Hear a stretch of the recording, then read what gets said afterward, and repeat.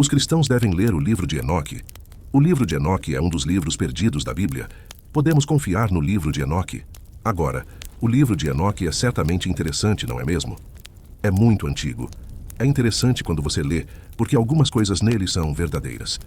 Você lerá sobre os anjos caídos, os nefilins, que são raças mistas de humanos e anjos caídos, e também fala sobre os tempos finais.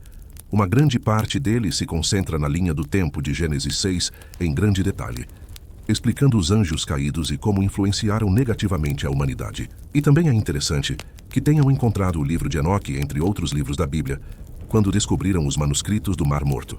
Então, faz sentido que muitas pessoas estejam começando a fazer perguntas sobre este livro. Neste vídeo curto, vou responder a algumas dessas perguntas e deixe-me começar aqui com a Bíblia. 2 Timóteo 3,16. Agora, o que é a Bíblia e como ela foi compilada?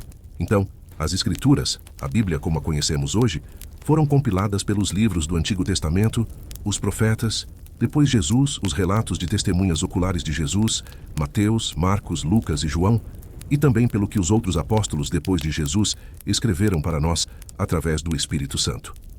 Vou falar sobre isso um pouco mais tarde. Algumas pessoas dizem que a Bíblia foi compilada centenas de anos depois que Jesus ascendeu ao Pai. Isso não é verdade. Dizem que o cristianismo foi criado apenas para controlar as pessoas. Mas isso não é verdade. Sabemos com certeza que a Bíblia foi compilada por causa dos profetas do Antigo Testamento, Jesus e o que os discípulos após ele ensinaram, que se tornaram apóstolos.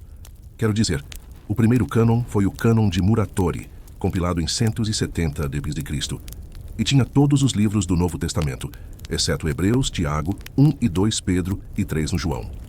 Lembre-se, na época dos apóstolos, eles estavam lá escrevendo e enviando cartas uns aos outros. A igreja afirmou que sabia quais cartas podiam ser confiáveis e quais não podiam. E então, em 363 d.C., o Concílio de Laodiceia afirmou que apenas o Antigo Testamento, junto com um livro da Apócrifa e 26 livros do Novo Testamento, depois de Cristo, tudo, exceto Apocalipse, eram canônicos e deveriam ser lidos nas igrejas. O Concílio de Hipona depois em 393 d.C. e o Concílio de Cartago em 397 d.C. também afirmaram os mesmos 27 livros do Novo Testamento como autoritários. Eles sabiam exatamente o que poderia ser confiável e o que não poderia ser confiável. Aquilo que pode ser confiado é chamado de cânon, e Deus escolheu os profetas do Antigo Testamento e também os apóstolos após Jesus para escrever sua palavra. Não através de suas próprias percepções ou ideias, mas através do Espírito. Então eles escreveram a Bíblia inspirados por Deus. 2 Timóteo 3:15 e 6. Lembra que comecei com isso? É incrível que eles a escreveram sendo guiados pelo Espírito Santo. É incrível. O Deus do universo quis nos contar e nos dar a verdade. E temos isso hoje.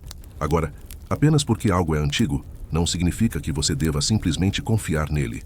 Então, poderia haver outras pessoas naquela época ou um pouco depois que também escreveram livros sobre o Antigo Testamento?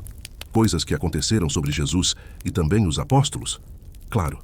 Mas isso não significa que deveria estar incluído na Bíblia, porque não foi escrito pelo Espírito, mas por meros homens. Na verdade, havia pessoas naquela época que os apóstolos alertaram. Por exemplo, Pedro disse, segundo Pedro 3:15 e 16. Então, havia pessoas naquela época que não faziam parte do grupo dos apóstolos e dos discípulos que começaram a compartilhar o Evangelho, que viveram e praticaram o novo caminho. Foi isso que chamavam. Eles não se chamavam cristãos naquela época, mas pessoas do caminho. Então, essas outras pessoas começaram a escrever sobre essas coisas. Por exemplo, alguns eram chamados de agnósticos, e alguns deles fingiam escrever em nome dos apóstolos ou mesmo dos profetas do Antigo Testamento. Esse é o caso do livro de Enoque também. Esses livros são chamados de apócrifos. Nós chamamos esses livros de pseudepígrafos, o que significa uma peça de literatura antiga que faz reivindicações falsas de autoria. Pseudepígrafos costumam alegar ter um autor famoso ou bem conhecido como os apóstolos, mas suas reivindicações são infundadas. Por exemplo, o escritor do livro de Enoque não é Enoque. Sabemos disso. Os estudiosos sabem disso. Foi escrito por outra pessoa que provavelmente usou o nome para tentar tornar seu livro um pouco mais famoso, para conseguir que as pessoas o lessem. Enoque viveu antes do dilúvio. Isso foi há muito tempo. Não temos literatura daquela época. O dilúvio provavelmente levou tudo embora, e caso alguns de vocês não saibam quem ele é, Enoque é o avô de Noé. E Deus simplesmente o levou. Ele nunca morreu, nunca experimentou a morte, porque Deus o levou. Ele foi uma das únicas duas pessoas. A outra era, você sabe, Elias. Gênesis 5, 24. E então vemos isso novamente no Novo Testamento. Hebreus 11, 5. Agora, antes de ser levado, ele foi elogiado por ter agradado a Deus. Então, Enoque era um homem de Deus, mas ele não escreveu o livro de Enoque. Na verdade, não há apenas um livro de Enoque, mas mais. Algumas pessoas pensam que há apenas um. Há um Enoque, depois dois Enoque, também conhecido como o livro do segredo de Enoque, e por último, outro livro que é sobre o livro hebraico de Enoque. Agora, algumas pessoas dizem que o livro de Enoque deveria ser incluído na Bíblia porque Judas o cita. Isso é verdade? Bem, parece que sim. Judas 1, 14 e 15. Agora, porque Judas cita isso, sabemos que isso é verdade, que isso é o que ele disse, Enoque. E muitos dos discípulos e o próprio Jesus frequentemente citavam do Antigo Testamento. Mas aqui temos Judas, que não cita do Antigo Testamento que temos, mas do livro de Enoque.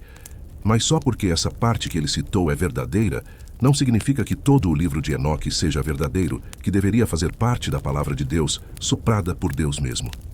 Pode haver muitas coisas e há muitas coisas no livro de Enoque que são verdadeiras, mas algumas não são. E definitivamente não são inspiradas por Deus. Posso dizer algo agora que é verdadeiro, mas isso não significa que Deus falou através de mim. Paulo também citou uma fonte não bíblica. Ele não citou do Antigo Testamento, citou Epimênides. Não tenho certeza de como se pronuncia isso, mas é o melhor que consigo fazer. Epimênides. Lemos em Tito 1,12. Tito 1,12. Portanto, mesmo que Paulo tenha citado Epimênides, provavelmente é assim que se pronuncia. Não significa que devemos agora de repente acreditar em tudo o que Epimênides disse e colocar na Bíblia, dizendo que isso é de Deus, que Deus soprou e devemos confiar e viver isso. Não.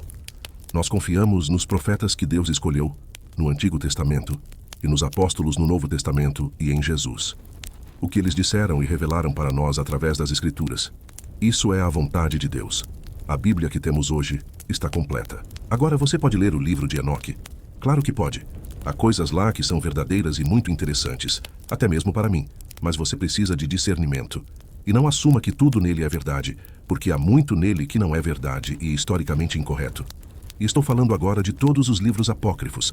É por isso que eles não estão na Bíblia, porque alguns dos livros apócrifos contradizem o que a Escritura diz. Agora, se você quiser saber a verdade sobre o que aconteceu antes do dilúvio, Gênesis 6, o que a Bíblia quer dizer exatamente, que anjos caídos desceram, se deitaram com as mulheres da terra e geraram os nefilins, as raças misturadas.